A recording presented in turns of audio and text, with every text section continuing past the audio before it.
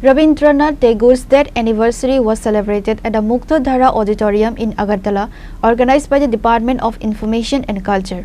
The event was attended by Chief Minister Dr. Manik Saha, along with the Secretary of the Department of Information and Culture, P.A. Chakravarti, and other officials. At the initiative of the Department of Information and Culture, the death anniversary of poet Rabindranath Tagore was celebrated at Muktadhara Auditorium in Agartala. The event was attended by Chief Minister Dr. Manik Saha, Secretary of the Department of Information and Culture, P.A. Chakravarti, and other officials of the department. During the event, Chief Minister Dr. Manik Saha paid tribute to Rabindranath Tagore, highlighting his immense contribution across various fields. The Chief Minister stated that although Tagore is physically no longer with us, his legacy and influence remain immortal. CM Dr. Manik Saha's speech emphasized several key aspects of Rabindranath Tagore's life and work. In 1913, he was awarded the Nobel Prize in Literature for his English translation of the collection of poems Gitanjali. He composed the national anthems for both India and Bangladesh. Tagore visited Tripura 7 times and wrote literary works inspired by the state. He composed nearly 2,000 songs and is credited with creating both Rabindranath Sangeet and Rabindranath Nritya. দেশে আজকে ওনার যে জাতীয় সঙ্গীত সেটাকে সবাই স্বীকৃতি প্রদান করেছেন। এখানে ত্রিপুরাতে উনি তিনবার এসেছিলেন, 7 বার এসেছিলেন এখানে, এবং তিনটি উনি সাহিত্য কালজয়ী যে সৃষ্টি রাজর্ষি এবং মুকুট এবং বিসর্জন আমরা সবাই জানি। তাতে করে সারা পৃথিবীর মধ্যে এখনও যখন মানুষ এগুলো পড়ে ত্রিপুরাকে নিয়ে সবাই জানতে পারে, বুঝতে পারে। এবং আমাদের যে উদয়পুরে যে ভুবনেশ্বরী মন্দির, সেখানেই কিন্তু তার পটভূমি, সেখানেই উনি এই যে ওনার এই সৃষ্টি 3টে সেটা ওখানে করেছিলেন।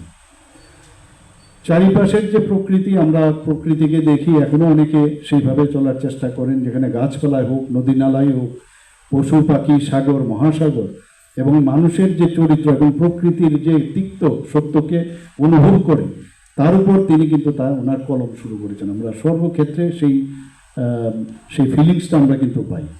এবং ছোটোবেলার থেকে ওনাকে দেখেছি একটু ভাবুক প্রকৃতির মানুষ ছিলেন ওনা। মাত্র 8 বছর বয়সে, ভাবা যায় 8 বছর বয়সে, এখনও আমাদের মনে হয় যে ম্যাচুরিটি কবে আসবে আমাদের, মানে 30 বছর 35 বছর গেলে তারপর মনে হয় now we can start something something to write. আর সেই জায়গায় 8 বছর বয়সেই উনি কাব্য রচনা শুরু করেন। দেখা গেছে ওনার যে কাব্যগ্রন্থের সংখ্যা প্রায় 52, আমরা সবাই জানি। 13টি উপন্যাস, 95 ছোট গল্প এবং 35টি নাটক উনি রচনা করেছেন।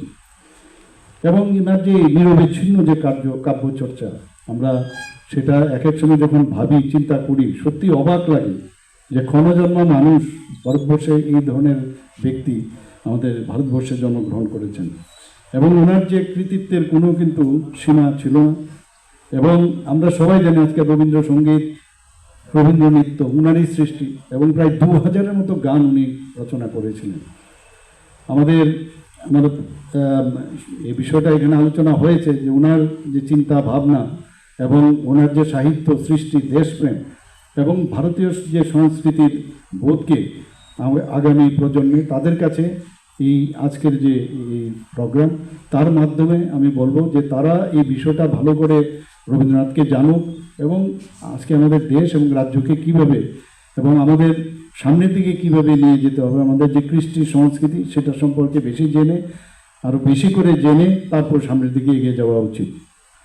The event concluded with a cultural program where artists performed Rabindranath Sangeet and Rabindranath Nritya honoring the great poet. Reported by Pranav from Agartala, Chinikhona.